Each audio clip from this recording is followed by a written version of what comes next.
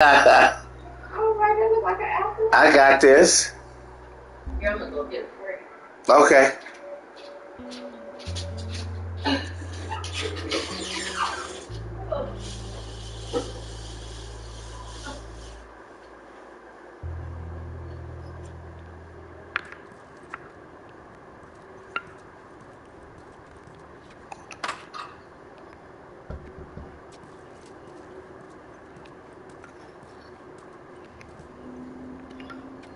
Hey, little man. Make sure the coast is clear. No soldiers, none of Robert's men, yeah? Now, this is not to negate anything you were thinking about. Right. I can be thinking about my stuff too. Things that.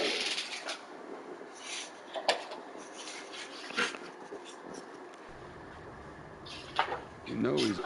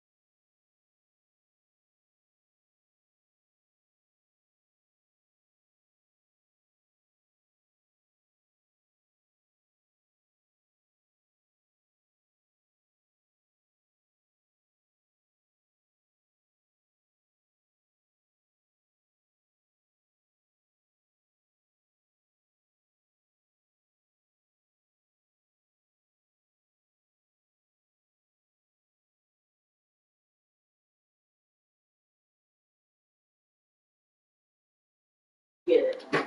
Yes. expecting this. Well, that'll make it I hard. get the gist of it. And please don't placate me. Say that. You know, you ain't got to be insulting and say that doesn't. No, because I'm thinking about all the things, all the ways it can be done. Okay. So I'm not trying to placate you or say, oh, you know what? I don't like this idea. No, that's not placating. That would be being honest. Oh. You don't like it. Placating means, oh my God, that's such a great idea. Which you're not doing.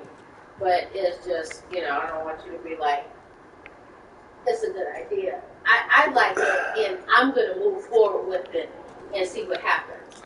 Right. Because that's just what I do. Okay. I'm going to move forward. I'm going to, like I said, I'm going to start off with Sophia's name. That gives me a focus of something to concentrate on and just see how it comes out. Right. I'm gonna do a mystical magical, like with those butterflies. Right. Down there, I'm gonna do a mystical magical background, like with your parents one.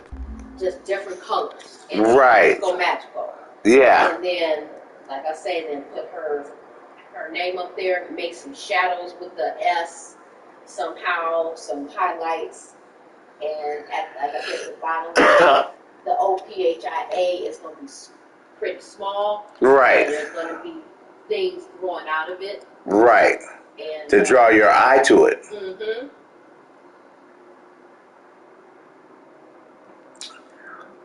I understand what you're saying. Okay. I have to wrap my mind around it, and I'll let you know. Mm-hmm.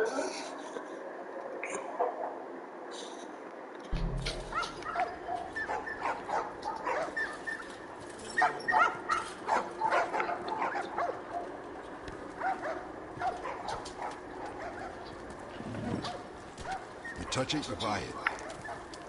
Tess, it's been a while. All Donald Trump supporters to come to the Capitol on January 6th, who publicly called on Trump to declare martial law and have the military take over the country and rerun the election in swing states where Trump lost. Mike Flynn's brother, Charlie, on January 6th, was the Deputy Chief of Staff of the United States Army, which is described as essentially being the COO, Chief Operating Officer of the United States Army. After the attack happened on January 6th, when hard questions started to be asked about why the National Guard wasn't there, why the National Guard took so long to get there, why request after request after request to the Pentagon produced no help at all for hours and hours and hours. When hard questions first started to be asked about what happened there, the Pentagon initially made false public statements saying that General Charles Flynn, Mike Flynn's younger brother, had nothing to do with fielding any of those requests for help or taking part in any of the decision-making about whether the National Guard would actually be deployed to help save the Capitol. Those were false denials from the Army that Charlie Flynn was involved. Today, General Flynn explained to the House Oversight Committee that he was involved in those decisions and in that planning, even though, like I said, he didn't have answers for what went so wrong and why it took the Guard 5 hours to get there. I'm looking for Robert. We still don't know why the Pentagon lied initially about General Charles Flynn and said he wasn't involved in those decisions. We also still don't know why the Pentagon sat on its hands for hours instead of sending anyone to help, even though they very well knew exactly what was going on and were directly fielding panicked calls from lawmakers asking for help. We also don't know whether General Charles Flynn and his brother Mike Flynn were in communication at all about anything on that day of the attack or anything in the lead up to the attack. We don't know that at all. So that's very unsettling. General Charles Flynn has since been put in charge of all U.S. Army forces in the Pacific.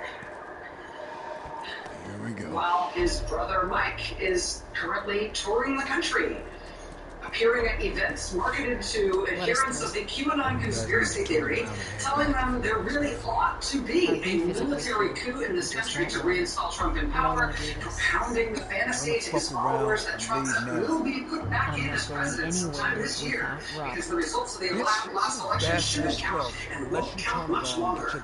I think they're hypnotized. That's one brother. Well, the other brother Somebody's hypnotized. Army in the Pacific region. You ready? Yeah. After being part of whatever decision-making process went so wrong at the Pentagon on January 6th that resulted in there being no help from the National Guard to save the Capitol for hours while it was being overrun by supporters of General Charlie Flynn's brother Mike, and then President Trump.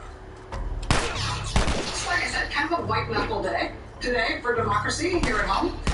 Simultaneously today, we have the FBI issue.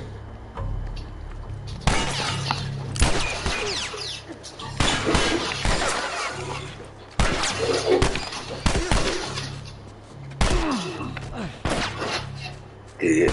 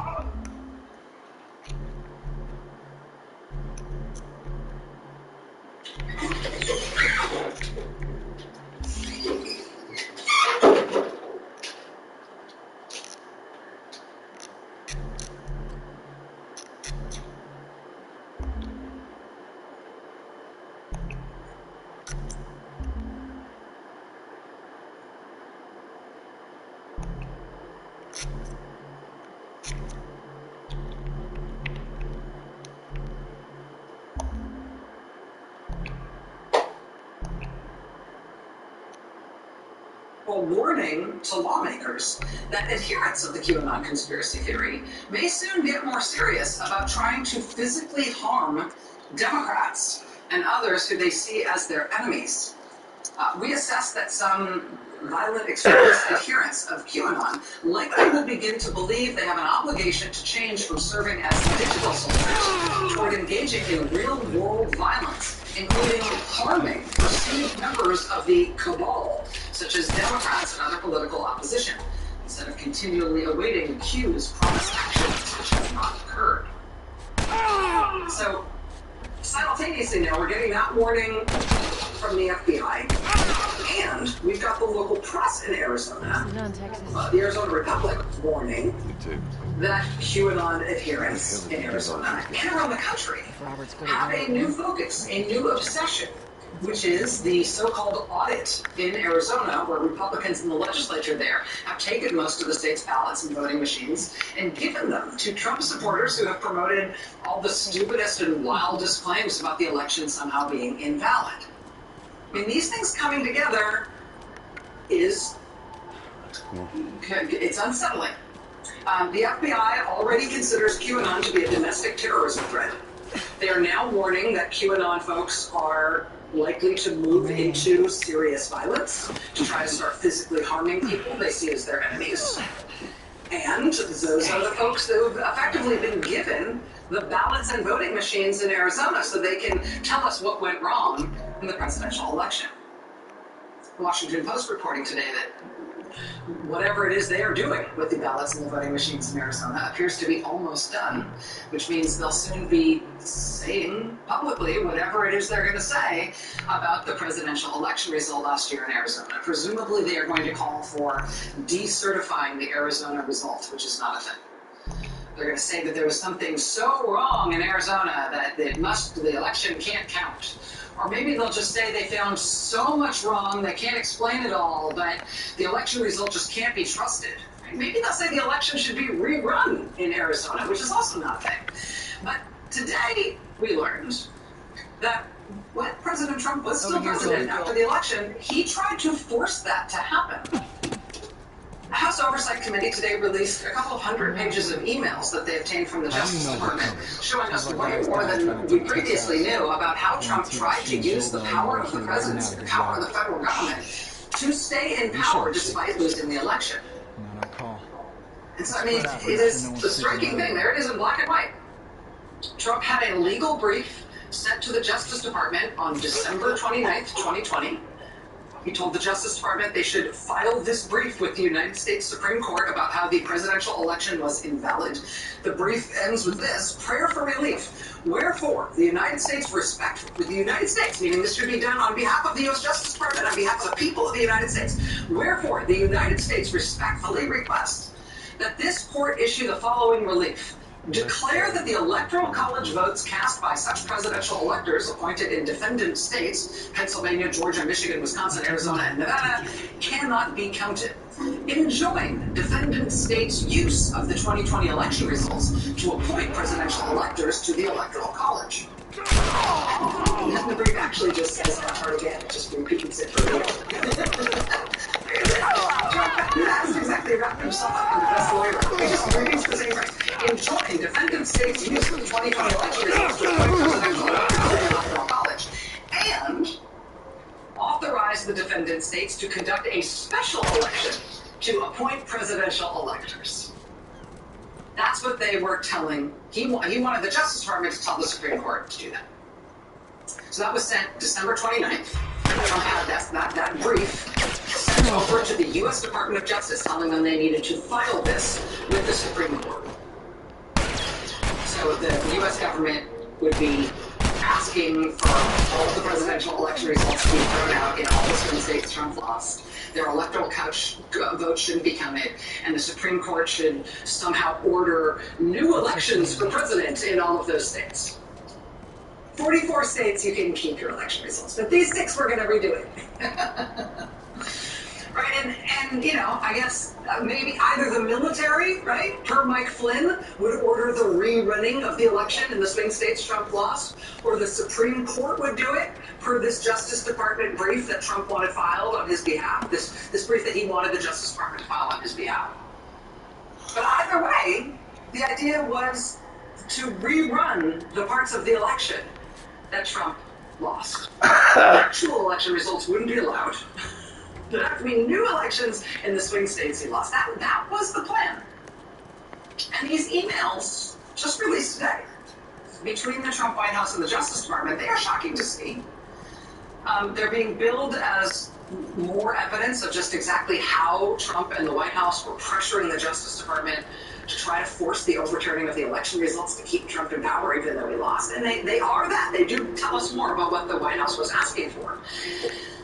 But what they also are, and again, unsettling, these new records that we just got today, they're also a detailed record of Justice Department officials not only receiving, right, not only entertaining this crazy stuff from the White House, but Justice Department officials acted on it.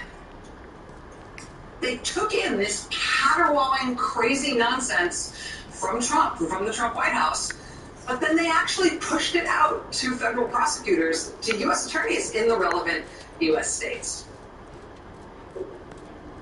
I mean, it is one thing to be sort of the victim, right? To be on the receiving end of White House pressure on stuff like this. It's another thing entirely to receive that pressure and decide not that you are going to absorb it and shield the rest of the government and the Justice Department this sort of inappropriate pressure. It's another thing entirely to not decide that you're going to absorb it, but instead for you to pass it on to your subordinates to act on it. Is that what the White House wanted? I mean, this would be like in the news business if somebody in politics was pressuring executives at MSNBC that I needed to cover something differently than I did. The right thing to do in that circumstance is for the executive to handle it him or herself, right? To either tell the person to buzz off or to say, yeah, whatever. Absorb it. The important part is to never tell me, to never actually pass on the actual pressure. So some outside person's efforts to affect our editorial freedom, journalistic freedom, they aren't effective. But if that executive turned around and said, hey, Madam, I heard from blankety blank, and I want you to do this differently. Well, first of all, I would quit. But second of all, I would know that person was not doing their job. That's what happened at the Trump Justice Department. Trump leaned on senior officials of the Justice Department to act on this crazy stuff, and they didn't just sit on it. They passed it. They fielded it out. to actual federal prosecutors, to U.S. attorneys, and they did it a bunch of times. And this, to me, seems like sort of the more shocking part of this story, and certainly the more urgent matter for the current Justice Department under Merrick Garland to act on, to investigate, to get to the bottom of, to clean up, and to make sure it never happens again. But look, I mean, we got it all black and white now. Here's December 14th, 2020, and look at the timestamp on this. The timestamp here is 4:57 p.m. Subject from POTUS. And then it's got an attachment to it. It's this nonsense conspiracy theory stuff about Michigan. This is a cover-up of voting crimes. Laws have been, capital B, broken. A capital C cover-up is capital H happening regarding the voting machines in Michigan. This is a seditious conspiracy. Michigan cannot certify for Biden. This is like a flyer you'd find wheat pasted in a bathroom somewhere that would make you decide to quietly leave that place and not come back. But the President of the United States sent this to a top Justice Department official on December 14th at 4:57 p.m. And then what happened to it? 2 minutes later, 4:59 p.m., the principal deputy to that Justice Department official forwarded that attachment, the crazy Michigan stuff, to the actual top federal prosecutors in Michigan. This is sent to the U.S. Attorney for the Eastern District of Michigan and the U.S. Attorney for the Western District of Michigan, from the Principal Associate Deputy Attorney General. See attachment per Rich Donahue. It's a senior level official at the Justice Department forwarding this stuff out. Nobody's doing their job. To the actual federal prosecutors in that state. Again, being on the receiving end of crazy stuff is nothing you can be blamed for. Sending it on from the top offices at Main Justice down to federal prosecutors in that state, that is another matter altogether. That is a serious problem at the Justice Department. Is that being fixed? Less than an hour after those two Justice Department officials, one of them receives it from the White House, the other one 2 minutes later sends it on to those Michigan U.S. attorneys. Less than an hour after that happened, Trump announced that those two officials were being promoted to new jobs. They became the acting Attorney General of the United States and the acting Deputy Attorney General of the United States. Congratulations, gentlemen. Now, how are we doing with my Michigan conspiracy? Yeah, we fielded that out to the Michigan U.S. Attorney, U.S. Attorney's office. Yeah. Good. You got these new jobs. It happened in Pennsylvania as well. Moonbat allegations about the election being invalid in Pennsylvania. This top Justice Department official sent it out to the top federal prosecutor in Western Pennsylvania, the U.S. Attorney there. On January 1st, Trump's White House Chief of Staff told the then Attorney General that he needed to have another Justice Department official look into nonsense moonbat claims about the Georgia election being somehow invalid. How did the then Attorney General respond? Well, he sent that other Justice Department official, in fact, the cell phone number of the U.S. Attorney, the top federal prosecutor in Georgia. That U.S. Attorney gets calls. We don't exactly know what happens in those calls. 2 days ago, that same official who also rang the bell of the U.S. Attorneys in Michigan and Pennsylvania, he's on the phone with that U.S. Attorney in Georgia, and then sending that U.S. Attorney in Georgia thank you for his resignation. When he resigned, what was he asked to do that he resigned instead of doing?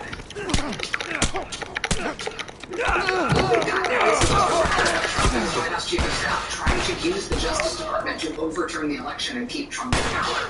It is the record of the Justice Department, like, whining about it a little bit, but going along with it too, which is way worse. Oversight Committee says they want testimony from these officials. That seems like a start. Joining us now is Katie Benner. She covers the Justice Department for the New York Times. She's been way ahead of everybody else reporting on Trump's post-election attempts to pressure the Justice Department. She was first to report on these documents from the Oversight Committee today. Katie, it's nice to see you. Thanks for making time. Thanks for having me. I feel like a lot of the attention today has focused on the new information that these documents give us about how the Trump White House and the president himself were pressuring the Justice Department. There's also been some attention to the fact that Justice Department officials sort of complained amongst themselves as to what the Trump White House was asking them to look at and asking them to do. I feel like there has been less attention to the fact that this was farmed out to U.S. attorneys. I wonder if you had any perspective on that, given what you know about the Justice Department. Sure. I mean, I think what we saw in those last few weeks before the January 6th attack, you saw officials basically tacitly agreeing with one another that they would not do anything. They would take in material, they would forward it along. It was almost like a wink, wink, nudge, nudge. Everybody knew that nobody was going to open an investigation or appoint a special counsel, but they were trying to placate the president. Now, the most generous read of this, and what I've heard from some sources, is that people really felt that they needed to stay in their places because if they were to get fired or if they were to be pushed out, they would be replaced by, at that point, who knew. There were real concerns that it could be somebody like a Rudy Giuliani figure who would do, things with the Justice Department that should never be done. So that is one read of it. And another is that we saw 4 years of the Justice Department being attacked by the president. We saw him publicly pressuring officials in extraordinary ways that have not been done really since the Nixon era. And over those 4 years, we almost became numb to it. And I think that goes for people inside of the Justice Department as well. Conversations reporting that showed up in the Washington Post, the New York Times, CNN, and other outlets shows that officials also began to have conversations amongst themselves. To the effect of, well, if we don't do it, how bad is it? If the coup doesn't happen, how bad is it? We kept law and order in place. Nobody really knows this is happening in the public view. We can hold things together. So, that you really do get a flavor of that in these emails. To your point, grumbling, passing things along, but nobody actually taking any action. No investigation launched. Everybody kind of just nodding as well as they can. And the one person who resigns here, about whom we still don't really know the backstory, is B.J. Peck, who was the U.S. Attorney in Georgia. We're sort of tightening the timeline in terms of what we don't know here. We see the White House Chief of Staff, Mark Meadows, forwarding sort of some of the Moonbat, Georgia stuff to the Attorney General. Within a couple of days, he's sending more stuff and asking for a specific Justice Department official who seems inclined toward the president's view of the election to look into what's going on in Georgia. We now know the Attorney General, Jeffrey Rosen, passed on the U.S. Attorney in Georgia's phone number to him. And within a couple of days, he had resigned and was being thanked for his resignation by one of these senior Justice Department officials who had just been promoted. Do we know anything more about what B.J. Peck was asked to do or what led to his resignation? Well, if you look at the documents, one of the other interesting things that we see is that there is a very tense meeting that the New York Times originally reported on that takes place that day, where you have the president essentially deciding whether to keep acting Attorney General Jeff Rosen in place, or whether or not he's going to replace him with the acting head of the Civil Division, Jeff Clark. Jeff Clark believed the president's assertions that he had actually won the election or that fraud had so damaged the election that the results could not be known. Clark was a true believer and was constantly trying to get other officials on board with some sort of plan to do something, particularly in Georgia, particularly in Fulton County. So we see this showdown happen at the White House. We see timestamps coming out of the meeting between 9 and 10 p.m. where various officials are saying, okay, we don't have a full readout. We think that Rosen's going to remain acting Attorney General. We think that the one email even said the path of justice won. We're not going to have somebody who believes these conspiracy theories running the Justice Department.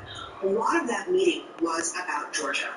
A lot of that meeting was about Donald Trump's true belief that something had happened in Georgia. He'd had that call with Brad Raffensperger in Georgia trying to get him to do something to find votes, to find fraud, to find evidence that would cast in doubt who had won that state. And then we see this really tense and awful meeting happen. It's after that meeting that you see Rosen's deputy email B.J. Peck. It's only a few minutes after the entire top of the Justice Department has been debriefed on what happened in this meeting.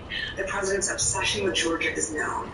The fact that something is going to probably happen to B.J. Peck, or he's going to be mentioned, he was already mentioned on the call with Brad Raffensperger, is known. And it is at that point that the number 2 official of the department calls Peck.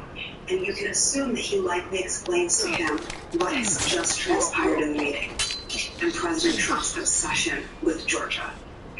And he probably presents him with a couple of options. Now, if you were B.J. Peck, I don't know what you would do. I don't know for sure what I would do. I will say one option being to quietly leave before I'm tweeted about, and my reputation is utterly destroyed by President Trump. doesn't sound like the worst option in the world. And you could also say that that is still completely inappropriate and undue pressure of the fact that that option was even on the table.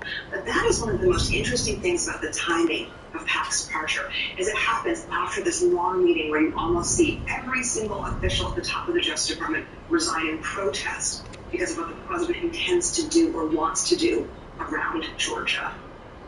And of course, the fact that there is a criminal investigation underway by a Georgia state prosecutor now as to whether or not the president may have acted criminally when he tried to interfere in the administration of the election in Georgia.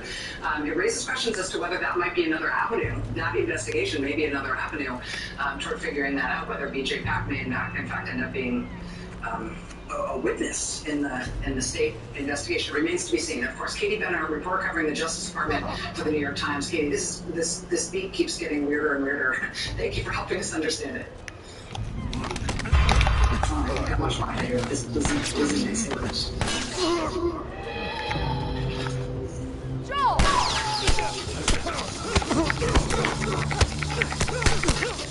I may not be able to tell time, but I know what time it is. It's grilled cheese o'clock. Central multi-gummies aren't just great teeth. They're power-packed vitamins that help unleash your energy. With B vitamins and other key essential nutrients, get the taste you need to conquer your day. Shop Central multi-gummies, now with the new look. What can I do with less so I can do more and be my love.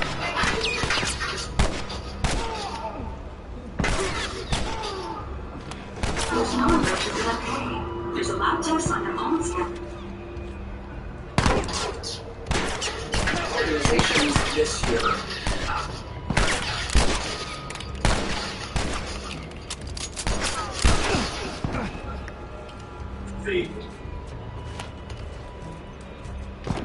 Can understand everything else to manage the your body.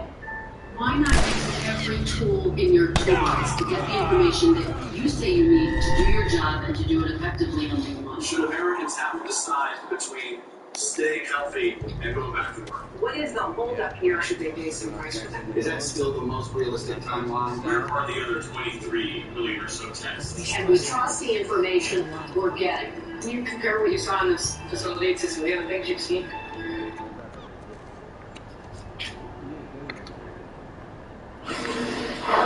I've read this headline over and over today, and I still sort of can't get over it, even just the basic grammar of it. Mackenzie Scott gives away another $2.7 billion to charity. My chances in here. Another? Mackenzie Scott is one of the richest women in the world. Today she announced in fact that she's donating more than $2.7 billion to charitable organizations this year. But again, in that headline, the word another is where I get tripped up. Because also this is about what she's giving this year, but it's June? Why would you be announcing what you're doing this year in June? Of course, because that's what she's given away in the last summer, she announced that she gave away almost $2 billion to historically black colleges. Then at the end of last year, she announced that she gave away $1 billion to a bunch of other charities. Now today, nearly $3 billion again, just in the first half of this year. She's given more than $8 billion in a 12-month period. It's an incredible thing in lots of ways. But there's another reason I sort of can't get this headline out of my head today. Mackenzie Scott, of course, used to be Mackenzie Scott Bezos. She was married to Jeff Bezos, who's the founder of Amazon. His stake in Amazon, Jeff Bezos, is not the richest person on the earth. When the two of them got divorced, Mackenzie Scott got her own share of the fortune. Her settlement basically of the divorce is that she holds 4% of Amazon's stock. When they divorced a couple of years ago, that meant she was worth about $36 billion. But now, owning 4% of Amazon stock means that she's worth not $36 billion, but more like $60 billion. And that's even with giving away $8 billion in a year, right? Giving away $8 billion as fast as she can. Amazon is worth so much as a company. Giving away billions of dollars a year doesn't affect the fact that her net worth still just keeps going up. And it's not like she is Jeff Bezos. Jeff Bezos himself is worth something like $190 billion. He says he has so much money now, the only thing he can think of to do with it all is to launch himself into space.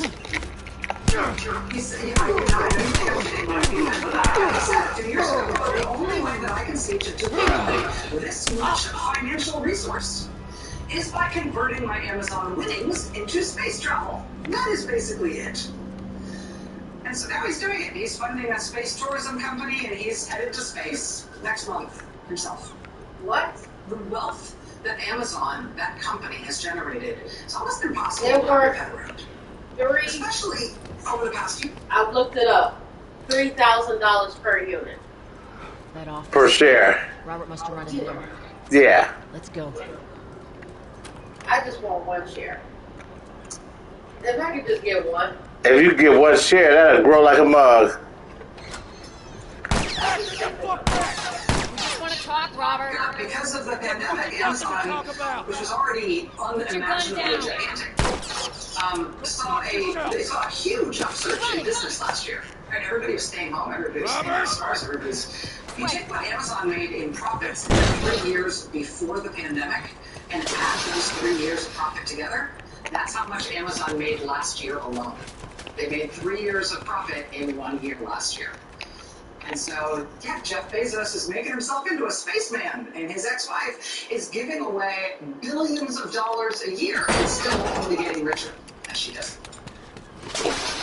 But of course, the way that company is able to generate all of that concentrated wealth is that they have a huge, massive army of workers who handle all those packages. They're the ones that make Amazon all the money. And along with the company's bottom line, that workforce also ballooned last year. Last year, between July and October, Amazon hired 350,000 new employees. Oh my goodness. That's more people than live in the entire city of St. Louis, Missouri. They added 350,000 new workers just from July to October. Right now, Amazon is the second largest private employer in the United States, on pace to become the largest private employer in the country within the next year. Whatever it is you heard, it ain't true, okay? And last year, reporters of the New York Times started talking to Amazon employees wherever they could find them. It's complicated. Specifically, they started talking to people who have hourly jobs working at this facility. It's called JFK 8. It's on Staten Island. They always have names, and it's always close to the fulfillment center that Amazon has. Yeah. The largest city in the country. It's huge. It's the size of 15 football fields. Again, the only Amazon fulfillment center for the whole New York City area. Reporters from the New York Times spent months talking to employees who worked inside that facility. And today, they published what they found. This is the headline. The Amazon that customers don't see. Times interviewed nearly 200 current and former Amazon employees for this piece. Many of them people who work inside that gigantic JFK 8 facility. And what they were able to thread together from all the stories is a sort of bluntly dystopian picture of what it's like to work in that fulfillment center, especially during COVID. Here's just one anecdotal example from a family called the Castillo family. Dwayne?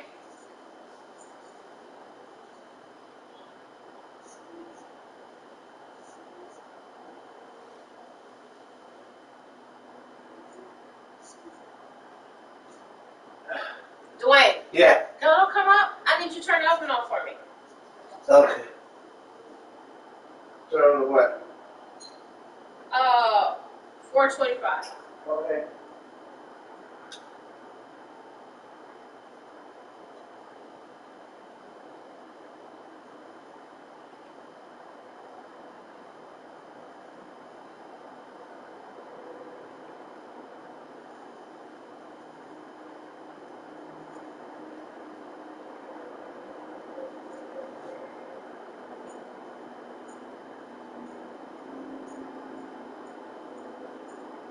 Left there is Alberto Castillo with his wife and their 2 kids. Alberto had worked at JFK for 5 years when COVID hit New York last spring.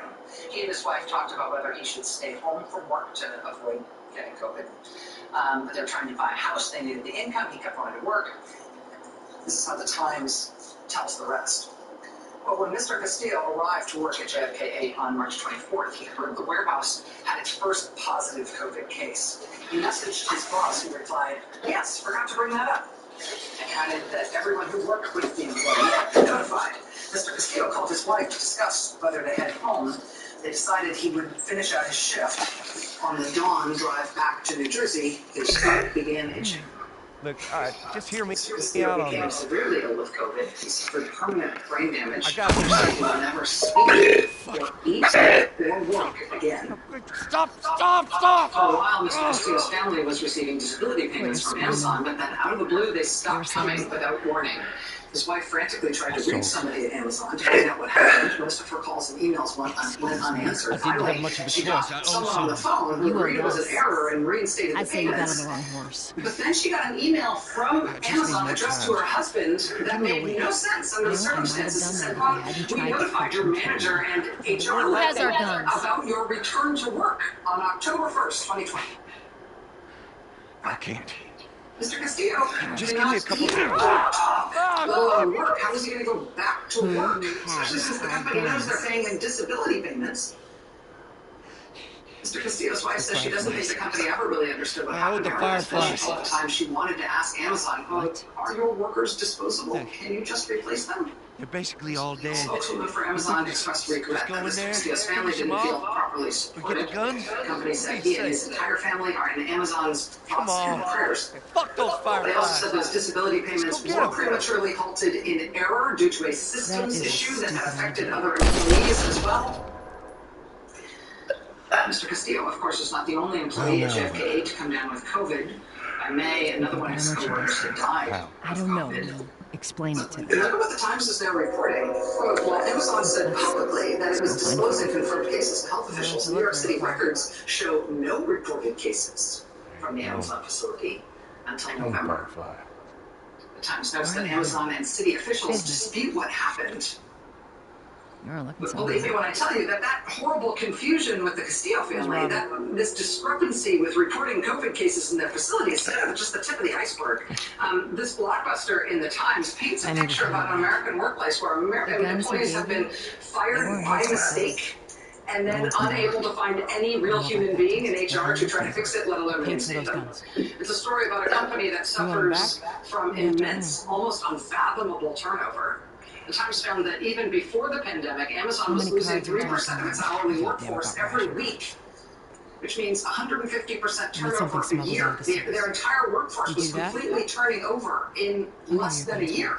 One former Amazon employee telling the New York Times about what it means for a company as big as Amazon to churn through its entire huge workforce once or twice a year. He says, quote, "You need to have 8, 9, 10 million people apply each year." That's about 5% of the entire American workforce. What's it going to be? The company is worried they will literally not have enough people to keep churning through, to keep being the same company that they are. We got to get out of here. The people who have been or likely will be employed by Amazon represents a really big slice of people who live in this country, given the size of that company and how big it keeps growing. But according to this reporting in the Times in particular, it appears to be a problematic place to work, to say the least.